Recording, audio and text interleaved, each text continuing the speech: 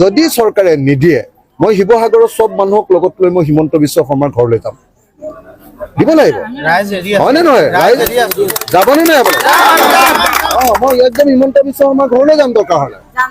মই অকল বিধানসভাত টেবুলত উঠা মানুহ নহয় মই হিমন্ত বিশ্ব শৰ্মাৰ ঘৰৰ টেবুলত উঠি দিম যে নাই দিব লাগিব মোৰ মানুহৰ অৱস্থা বেয়া হৈছে মোৰ মানুহে খাবলৈ পোৱা নাই মোৰ মানুহৰ প্ৰত্যেকজন মানুহৰ গাত এতিয়া খজুৱতি হয়নে নহয় সব বুঢ়া বুঢ়ী মানুহবিলাক সব বেমাৰী হৈ হস্পিটেলাইজ ছাগলী গৰু মৰি শেষ হ'ল নে নাই যিকেইটা আছে তাৰো খাবলৈ একো নাই এতিয়া হয়নে নহয় আৰু ল'ৰা ছোৱালীৰ কিতাপ পত্ৰ শেষ দুখীয়া মানুহৰে হাজিৰা কৰি কৰি ঘৰ এটা বনাইছিলে সেই ঘৰটো শেষ